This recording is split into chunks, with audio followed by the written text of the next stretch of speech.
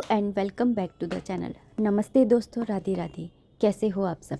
उम्मीद करती हूँ अच्छे होगे, खुश होगे और बिल्कुल मज़े में होगे, आनंद में होगे। सब्जियाँ आई थी, आलू आया था, पालक आए थे और मिर्ची आई थी, टमाटर आए थे। तो सबको मैं साफ़ करके रखती हूँ हमेशा। ये मेरी आदत है कि मैं जब भी सब्जियों को फ्रिज में रखती हूँ तो साफ़ करके रखती हूँ। साफ़ किए बगैर मैं कभी भी फ्रिज में सब्जियों को नहीं रखती हूँ। ऐसा रेयर ही होता है कि कभी मैंने रखी हो तो मिर्ची के लिए मैंने वो बॉक्स बना रखा है। वो लंच बॉक्स है एक्चुअली हर्षित का। जब हर्षित छोटा था तब है ना वो वाला लंच बॉक्स लेकर के जाता था, तो वही काम आ गया है। ऐसे ही आपके पास में अगर कोई लंच बॉक्स वगैरह हो तो आप भी इस तरह से रीयूज़ कर सकते हैं। पालक को मैंने कागज़ में लपेट करके और रबड़ लगा करके रख दिया है।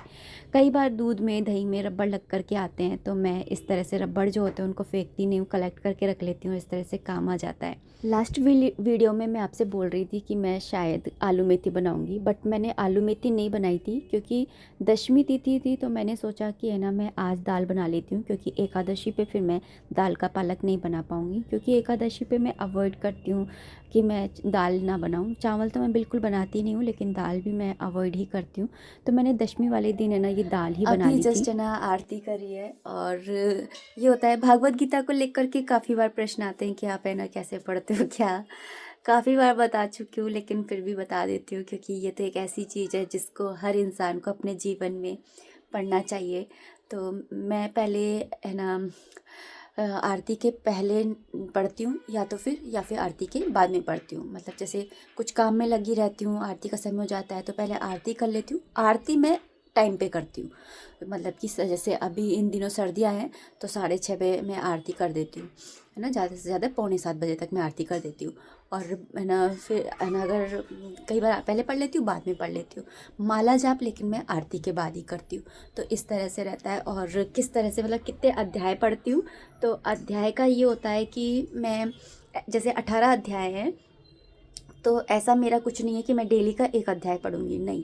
मैं भगवान कृष्ण के पास में बैठ जाती हूँ, गीता ले लेती हूँ, पढ़ती रहती हूँ। जो जो समझ में आता रहता है पढ़ती रहती हूँ, पढ़ती रहती हूँ। भाव विभोर हो जाती हूँ, कई बार रोने लग जाती हूँ। कहीं कुछ समझ में नहीं आता है या उससे रिलेटेड जो पढ़ रही हूँ उससे रिलेटेड कुछ चीज़ें, थॉट्स आते हैं। तो ऐसा नहीं है कि हम पढ़ रहे हैं तो भागवत गीता में खो जाएंगे हम, नहीं। दुनियादारी भी याद आती है कि किसी ने मेरे साथ क्या करा था, कैसे किया था। पढ़ते पढ़ते याद आती हैं बातें। तो फिर भगवान को क्योंकि गुरु मान करके पढ़ रही हूँ तो गुरु से कभी कुछ छिपाना नहीं चाहिए।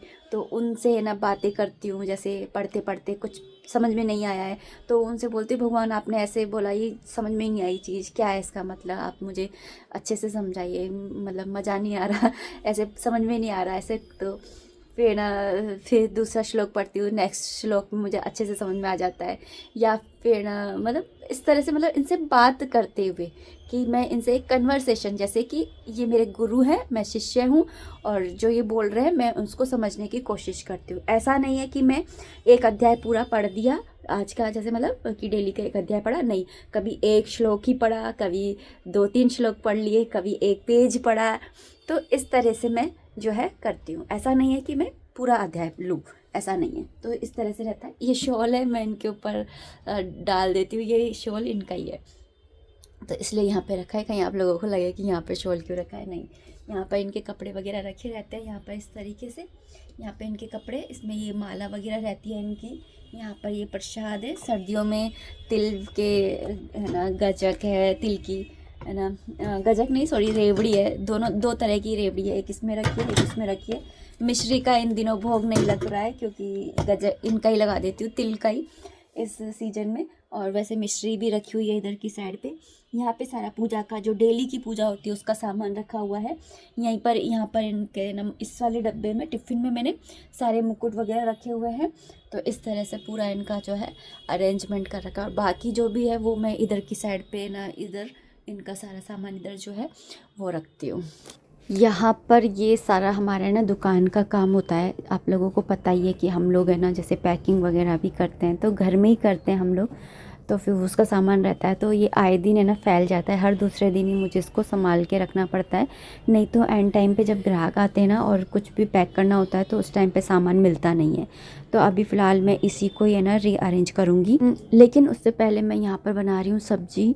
तो आज एक्चुअली एकादशी है, नेक्स्ट डे है, और यहाँ पर मैं आलू मेथी की सब्ज़ी बना ले रही हूँ हर्षित के लिए, हर्षित के पापा के लिए, क्योंकि वो फास्ट नहीं रखते हैं। और मैं जो हूँ अपने लिए और लड्डू गोपाल जी के भोग के लिए साबूदाना की खिचड़ी बना लूँगी। तो साबूदाना मैंने सुबह ही, जब मैं दूध का भोग लगाए थे ना, उसी टाइम पर ही मैंने गलाने के लिए रख दिए थे। तो कम से कम 2-3 घंटे में वो ना आराम से भीग जाते हैं। और इस बार की जब मंथली ग्रोसरी आई थी ना, मैंने तभी मंगा करके ना रख लिए थे साबूदाना। और मेरे पास किसी का कमेंट भी आया था कि जो एकादशी है उसके व्रत में आप है ना दशमी तिथि से ही नियम जो होते हैं वो चालू हो जाते हैं, तो दशमी तिथि को फलाहार करते हो या क्या करते हो। तो मैं दशमी तिथि से ही है ना कुछ भी, मतलब शाम के टाइम से ही ना कुछ भी खाना नहीं, कुछ भी नहीं खाती हूँ। मतलब कि शाम को बस चाय पीती हूँ, बस इतना। उसके बाद से फिर मैं कुछ भी नहीं खाती हूँ। और फिर नेक्स्ट डे ही मेरा फलाहार होता है, और फिर उसका पारण जो है मैं द्वादशी वाले दिन करती हूँ। तो यहाँ पर मैं ना खिचड़ी भी बना लूँगी साबूदाना की। तो छोटी गैस मैंने उसको है ना सब्जी को दूसरी वाली गैस पर है ना ट्रांसफ़र कर दिया है। इस वाली गैस पर मैं बना ले रही हूँ साबूदाना की खिचड़ी। तो मैंने यहाँ पर कढ़ाई चढ़ा दी थी, जिसके अंदर मैंने ना देसी घी डाल दिया है थोड़ा सा। आप है ना वो होता है ना रिफाइंड ऑयल, वो भी डाल सकते हैं। तो जो व्रत होता है ना उसके अंदर रिफाइंड ऑयल का यूज़ कर सकते हैं, मूंगफली के तेल का, लेकिन है ना उसका यूज़ नहीं कर सकते, सरसों के तेल का यूज़ नहीं किया जाता है। तो यहाँ पर मैंने तेल को गर्म करने के लिए रख दिया था, और उसके बाद में मैंने आलू को जो है छोटे छोटे बारीक बारीक कट करके रख लिया था। जब मैंने मेथी आलू के लिए ना आलू कट किए थे ना, उसी टाइम पे ही मैंने कट कर लिए थे। तो इन आलूओं को मैंने ना इसके अंदर डाल दिया है, क्योंकि आलू जो है मैं कच्चे ही ले रही हूँ। बॉयल आलू होते हैं ना, वो भी आप ले सकते हो, कोई मतलब वो नहीं होता, फिर वो जल्दी भी बन जाते हैं। लेकिन मैं यहाँ पे कच्चे ही ले रही हूँ, तो थोड़ा सा जब तक ये कच्चापन ख़त्म नहीं होगा जब तक सेक लूँगी। उसके बाद में मैंने इसके अंदर मूँगफली भी डाल दी है। मतलब 95% जब बन जाएंगे ना आलू, तो उस टाइम पे मैंने इसके अंदर मूँगफली ऐड कर दी थी, जिससे मूँगफली भी भून जाए। उसके बाद में मैं इसके अंदर मसाले डाल दूँगी। मसाले में मैं जो काली मिर्ची होती है और सेंधा नमक होता है उसका यूज़ करूँगी। मैं हरी मिर्ची है या हरा धनिया है, इनका यूज़ मैं व्रत में नहीं करती हूँ, क्योंकि कुछ लोग हैं जो कर लेते हैं, कुछ लोग हैं नहीं करते हैं। लेकिन मैं हरी मिर्ची का यूज़ नहीं करती हूँ, क्योंकि हरी मिर्ची से ही तो लाल मिर्ची बनती है ना। ये सोच करके कि यार जब इतना व्रत कर ही रहे हैं तो थोड़े से के चक्कर में काहे के लिए अपने व्रत को खंडित करें। तो इसलिए ना है ना मैं जो है हरी मिर्ची का यूज़ नहीं करती हूँ, लेकिन काफ़ी लोग कर लेते हैं, तो जो कर लेते हैं ठीक है। और साबूदाना मैंने सुबह ही भिगो दिए थे, तो मुझे ऑलमोस्ट है ना 2-3 घंटे हो ही गए थे भीगे हुए। तो यहाँ पर साबूदाने की खिचड़ी जो है वो भी बन करके तैयार हो गई थी। मैं भोग लगा आई थी, और उसके बाद में भोग है ना मैं ना लगा दिया था, मैंने 12-12:30 बजे के अराउंड लगा दिया था। और उसके बाद में मैं यहाँ पर जो है मैंने बोला था ना कि यहाँ से मैं थोड़ा सा रीअरेंज करूँगी।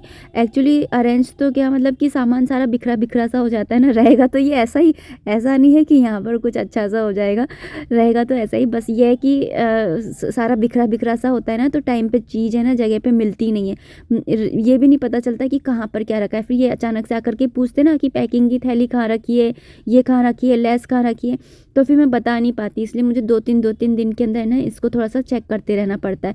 जैसे ये हल्दी और मेहंदी की कटोरियाँ हैं, ये जाती इसके ऊपर लेस वगैरह लगेगी, तो यहाँ पर ना मैं सारी कटोरियों को एक ही थैली के अंदर डाल दे रही हूँ, क्योंकि नहीं तो फिर कटोरियाँ ही ढूंढती रहती हूँ, बड़ी कटोरी कहाँ है, छोटी कटोरी कहाँ है। तो कुछ लोग होते हैं जैसे ना हल्दी की थाली में ना एक ही कटोरी लेके जाते हैं, कुछ लोग होते हैं 2 लेके जाते हैं। तो उस हिसाब से तो लेस वाली जो थैलियाँ हैं उनको मैं अलग रख दे रही हूँ, उनको मैं ऊपर ड्रॉर में रख दूँगी, क्योंकि वो काम मैं ही करती हूँ, तो मैं निकाल लूँगी जब मुझे करना होगा। और जो इनका काम है इनको जो फटफट करना होता है, यानी ग्राहक खड़ी रहती है और ये सामान लेने आते हैं ना, तो फिर वो सारा सामान मैं इधर बाहर ही रखूँगी। और ये देखो हल्दी का आजकल वो थीम लगा करके और फिर बनता है ना हल्दी मेहंदी, तो उसके लिए है ये सारी चीज़ें। तो यहाँ पर ना बस मैं कपड़ा लेकर के आई थी, जिससे मैं मेज को भी पोंछ दूँ, बट एटलीस्ट मुझे पता है कि कहाँ पर क्या रखा है। नहीं तो इतना घुचड़ बुचड़ हो गया था ना कि कुछ समझ में ही नहीं आ रहा था कि कहाँ पर क्या रखा हुआ है। ये वाला सामान है ना ऐसे नॉर्मली काम नहीं आता है, जब मैं काम करती हूँ ना तभी काम आता है, तो इसे मैं रख दूँगी अलमारी में। हाल जो है मैं बनाऊँगी चाय अपने लिए।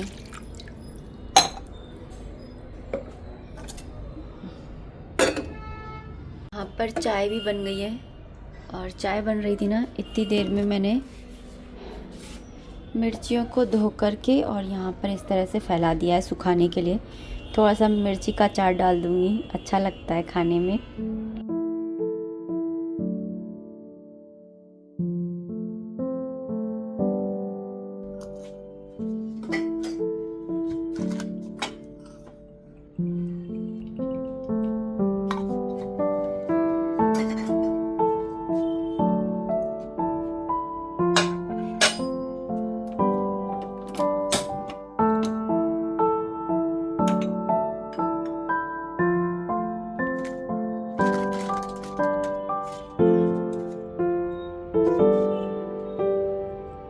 हर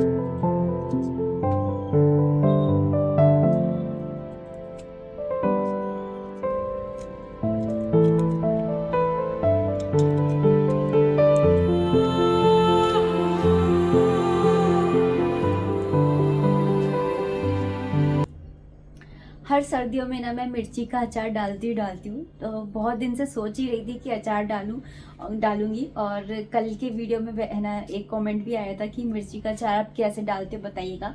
तो मिर्ची का अचार डालने के लिए यही है कि है ना, सबसे पहले मिर्चियों की डंठल हटा करके उनको अच्छे से धो लीजिए और सुखा लीजिए कपड़े पर डाल करके।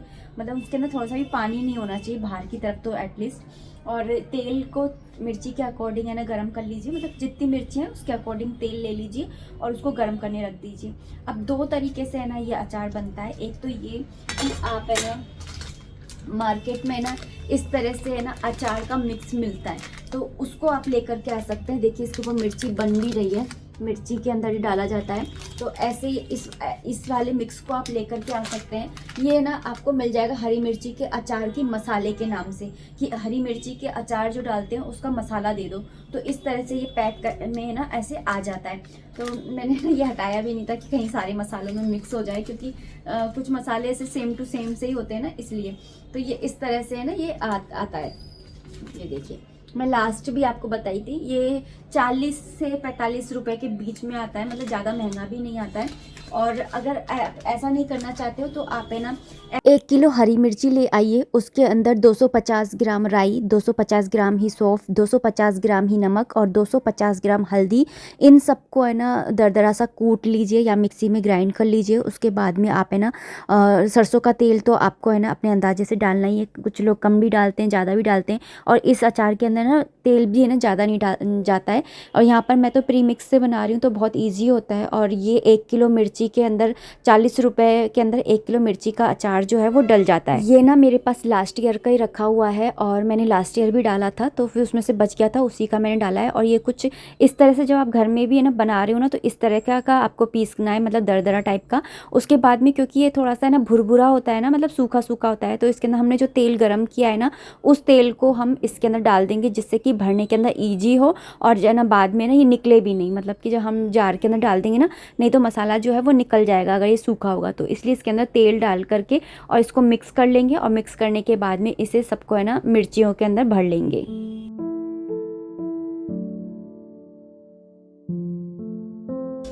सो ये पूरी की पूरी भर गई है और इतना मसाला जो है वो बच गया है 2 चम्मच के अराउंड, तो वो मैं ऊपर से ही डाल दूंगी।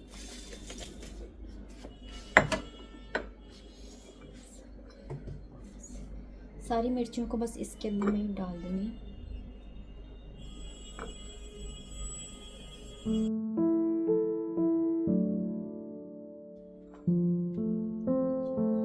ये 2 मिर्ची रह गई थी तो इनको भी मैं कट करके और डाल दे रही हूँ।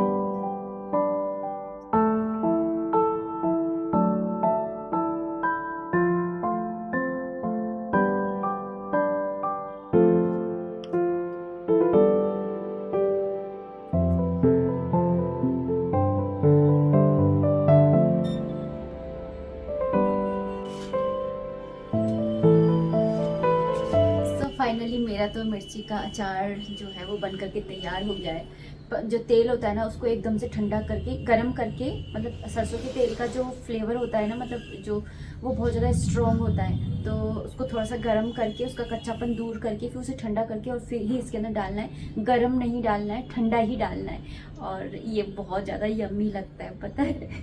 अगर ये मिर्ची है ना मोटी मिर्ची होती है ना, जो राजस्थानी मिर्चियाँ होती है, अगर वो होती तो और भी अच्छा होता, उसका तो मसाला ज़्यादा भर जाता। लेकिन ये मेरे पास ऐसी छोटी मिर्चियाँ ही रखी हुई थी, अभी आई थी, तो फिर मैंने सोचा कि इसका मिर्ची का अचार डाल लेती हूँ। हर सर्दी डालती हूँ, इस बार डाला नहीं था।